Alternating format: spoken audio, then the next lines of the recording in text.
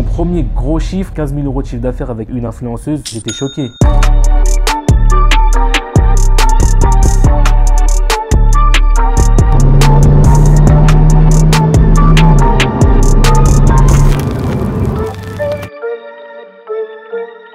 Yo les gars, c'est Yannisicom. Aujourd'hui on est samedi, il est 16h30. Je me suis loué une petite suite dans l'hôtel Rixos. Pour ceux qui connaissent, c'est un hôtel sur JBR Beach. C'est vraiment pas mal. Moi la semaine je travaille beaucoup, donc c'est important pour moi le week-end d'aller me détendre. Donc je vais vous montrer. Vas-y, let's go.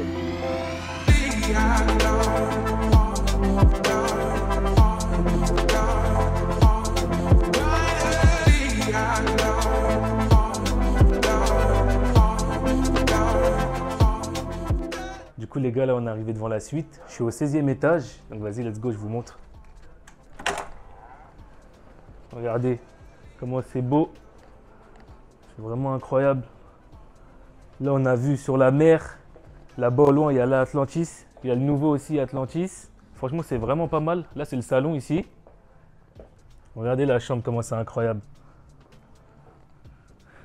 Vue sur la plus haute roue du monde, comme je vous disais dans la dernière vidéo. C'est vraiment incroyable, on voit tous les bateaux, tous les yachts. Donc là, je vais vous montrer les salles de bain, vous allez voir. Franchement, j'aime bien des fois aussi prendre des suites comme ça. Il y a des petites baignoires, je peux prendre des bains. Là, les douches italiennes. Franchement, c'est pas mal, ça détend. Là, en ce moment, je suis avec un pote à moi. Donc, il y a une petite chambre aussi pour lui. Je vais vous montrer. Je pense que c'est pas mal. Là, il a sa petite douche. C'est pas mal. Et voilà, une petite chambre. Bon, c'est pas vu sur la mer, mais on va pas se plaindre. C'est vu sur les bâtiments. Un peu quand même, hein. On voit un peu la mer quand même, regardez. Franchement, c'est pas mal. Voilà, petite vue, c'est sympathique. Ça permet de se détendre un peu le week-end et pour après reprendre fort la semaine. Du coup, les gars, là on est dans mon salon. Alors hier, on était vendredi, j'ai fait une petite FAQ sur mon Instagram et je vais répondre à toutes les questions qu'on m'a posées. Let's go. Donc la première question, comment tu as découvert l'e-commerce? Alors moi, je pense que c'est un peu comme tout le monde. J'ai découvert l'e-commerce en tapant sur YouTube comment gagner de l'argent facilement ou rapidement. Et le business modèle qui revenait le plus, c'était le dropshipping. Et voilà, je me suis lancé, tout simplement. Donc la seconde question, comment se consacrer à ces shops quand on a des horaires de salariés? Alors moi, ce que je te conseille, c'est vraiment le matin de te faire un plan d'action pour quand tu rentres après le travail. Comme ça, quand tu rentres, même si admettons, tu fais du sport ou tu as d'autres choses à faire, tu as un deuxième travail, et bah si tu as, on va dire, 2 heures ou 1h30 devant toi, essaye de vraiment optimiser ce temps. Et pendant 1 heure, tu coupes tes notifications sur tes réseaux sociaux et tu te consacres vraiment à tes shops et à ton business. La troisième question, c'est est-ce que les quelques années en école de commerce que tu as faites t'ont aidé dans le business? Déjà, moi, j'ai pas fait une école de commerce, j'ai fait une école dans le digital et honnêtement, pas du tout.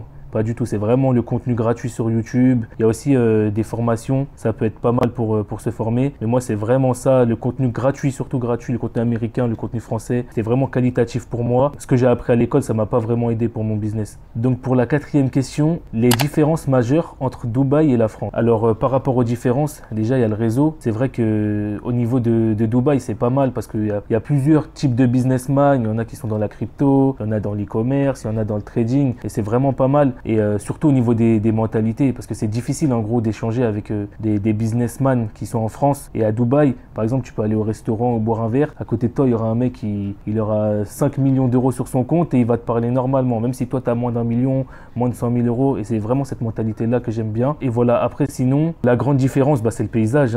Moi, je trouve que, comme vous avez vu aujourd'hui, la suite dans laquelle je suis actuellement, c'est vraiment très inspirant. En tout cas, je comprends qu'il y en a, ils aiment bien le paysage en France, mais moi vraiment Dubaï, la mer, les buildings et tout, ça m'inspire de ouf et ça m'a beaucoup aidé dans ma réussite depuis que j'habite ici. Donc pour la cinquième question, comment faire face aux échecs répétés avant les premiers vrais résultats? Alors déjà, si je peux te donner un conseil, c'est que s'il y a des échecs, c'est que c'est bien, tu es sur la bonne voie. Moi, j'ai eu pas mal d'échecs, vraiment beaucoup d'échecs avant de réussir. Et d'ailleurs, il y a une citation qui dit « L'échec est le fondement de la réussite ». Et ça, c'est vraiment vrai parce que si tu regardes bien, tous les grands entrepreneurs d'aujourd'hui, ils ont pas mal échoué. Donc tu es sur la bonne voie et lâche rien, tu vas réussir, c'est sûr.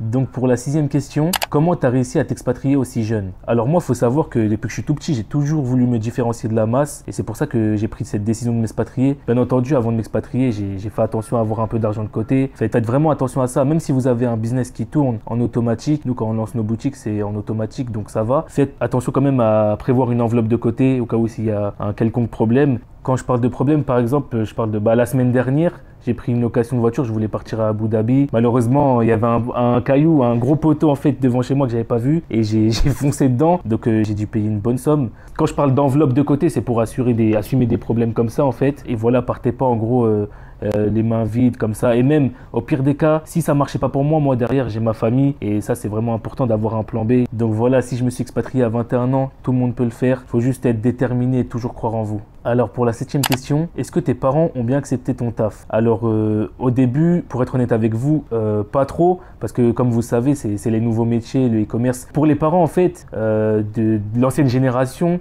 travailler, c'est vraiment se lever à 8 heures, aller au bureau, prendre le métro, etc., rentrer. Et ils y croient pas trop quand on dit qu'on peut faire des salaires, voire plusieurs salaires en un mois derrière notre ordinateur dans notre chambre. Ils y croient pas trop, donc c'est vrai qu'au début c'était un peu difficile. Mais après avec le temps, quand ils ont vu que j'avais des résultats, l'argent commençait à rentrer, ils ont commencé à avoir un peu plus confiance.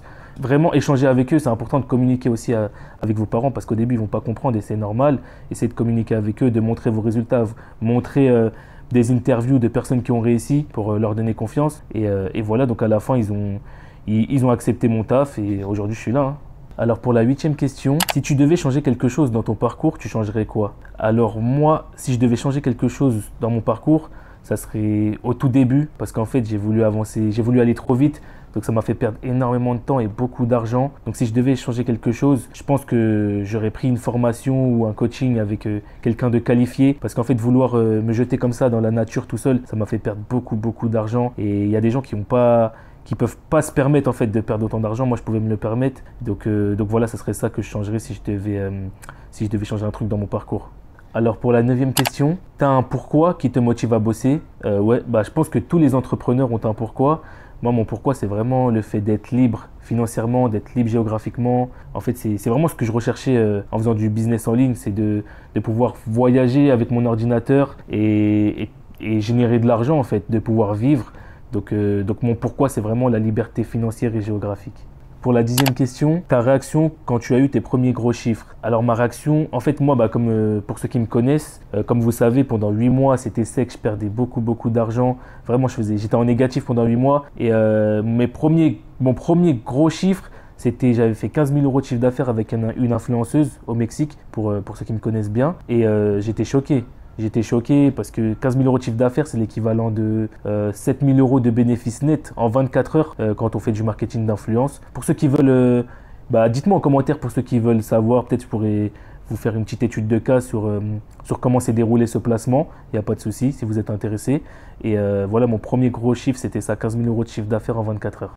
Donc pour ma réaction, honnêtement, j'y croyais pas, j'étais choqué. Dès que j'ai reçu l'argent sur Stripe, après il faut attendre une semaine le temps de recevoir sur son compte bancaire. Dès que j'ai reçu l'argent, je suis tout de suite allé retirer l'argent pour voir les billets si c'était vraiment vrai. Laisse tomber, j'ai tout de suite prévenu mes potes, mes parents, ma copine. J'étais comme un fou. Mais vraiment, ça c'est une réaction que je souhaite vraiment tout le monde ait cette réaction une fois dans sa vie et ressente ce que j'ai ressenti. Et pour la dernière question, finalement, tu nous as pas dit si tu as acheté les claquettes ou les chaussures chez Gucci. Alors, pour avoir la réponse à cette question, je vous conseille d'aller checker mes dernières stories sur Insta. Et pour les plus curieux d'entre vous, je pense que vous allez trouver facilement. Donc, tenez-moi au courant si vous avez trouvé, vous m'envoyez un petit message, ok? Donc voilà la famille, la vidéo elle est finie pour aujourd'hui. Si vous avez des idées de vidéos, n'hésitez pas à me le dire dans les commentaires. Si vous avez envie qu'on échange, n'hésitez pas à me contacter sur Instagram, il n'y a pas de souci. Sur ce, je vous souhaite une bonne soirée et prenez soin de vous.